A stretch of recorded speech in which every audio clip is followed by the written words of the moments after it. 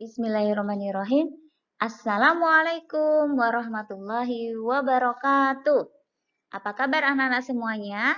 Alhamdulillah, tetap semangat. Allahu Akbar.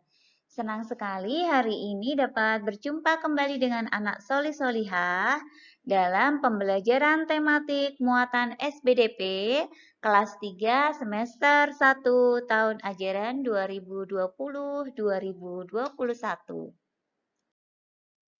Selamat datang semuanya dalam pembelajaran kali ini. Sebelum mulai pembelajaran, marilah bersama-sama kita awali dengan membaca basmalah. Bismillahirrahmanirrahim. Nah, pada kesempatan kali ini kita akan belajar tentang ragam hias kain batik. Ada di tema 2, menyayangi tumbuhan dan hewan. Adapun tujuan pembelajarannya, yang pertama, anak-anak bisa memahami ragam motif pada batik. Dan yang kedua, anak-anak dapat membuat motif batik. Nah, kali ini kita akan bahas dulu ragam hias pada kain batik. Batik dari setiap daerah memiliki motif hias yang berbeda-beda. Motif hias termasuk dalam gambar dekoratif. Kita kemarin sudah belajar tentang gambar dekoratif ya. Gambar dekoratif itu apa? Gambar dekoratif adalah gambar hiasan dari gabungan beberapa motif seperti hewan, tumbuhan, manusia, atau alam.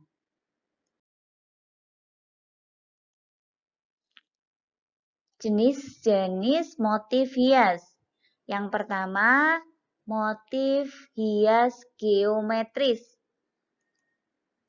Motif hias yang menggunakan unsur garis dan bidang yang disusun berulang-ulang hingga membentuk motif yang menarik. Yang kedua, ada motif hias non-geometris. Motif ini biasanya bentuknya manusia, hewan, atau tumbuhan. Motif ragam hias. Ragam hias meliputi motif manusia, hewan, tumbuhan. Nah, agar lebih menarik, dapat ditambah kombinasi warna. Ini salah satu contoh pola ragam hias pada batik. Nah, ini gambarnya ya. Gambarnya di situ anak-anak bisa melihat dia memakai gambar bunga dan tumbuhan. Diberi hiasan ya di pinggir-pinggirnya.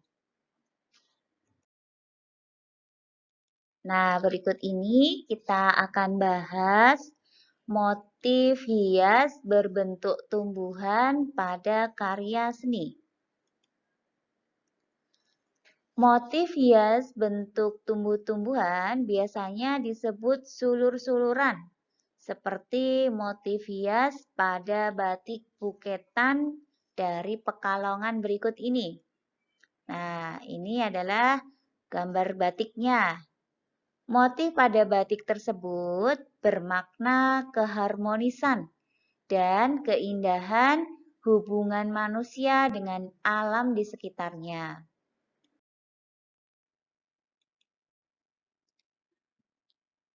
Motif hias termasuk dalam gambar dekoratif. Gambar dekoratif dibuat dengan menggunakan unsur garis, bidang, dan warna. Bagian dari tumbuhan seperti daun dapat menjadi inspirasi pembuatan gambar dekoratif, seperti contoh pada berikut ini. Nah, ini adalah contoh bentuk daun yang diberi gambar dekoratif. Menjadi cantik ya. Nah, setelah ini kita akan mengidentifikasi batik-batik ini menggunakan motif apa. Yang pertama, batik tulis lasem. Gambarnya seperti apa ya? Nah, ini dia. Batik tulis lasem. Ciri-cirinya apa anak-anak? Coba kalian perhatikan dulu. Ciri-cirinya, ciri khasnya ya, menggunakan motif non-geometris, yaitu memakai bentuk tumbuhan. Dan ada bunganya. Selanjutnya kita identifikasi bersama ya. Batik kawung. Ini contoh gambarnya batik kawung. Nah, ini contoh yang lainnya ya. Ciri-cirinya apa anak-anak? Coba dilihat di situ motifnya bagaimana.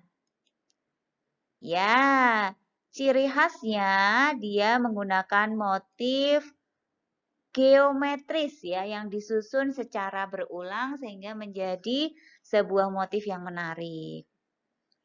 Anak-anak ada yang punya pakaian dengan batik kawung seperti ini? Sepertinya banyak yang punya ya. Coba ditanyakan kepada mamahnya atau kepada ayahnya. Jika ayah ataupun mamahnya pakai batik, coba dilihat motifnya apa ya? Motif geometris atau motif non-geometris.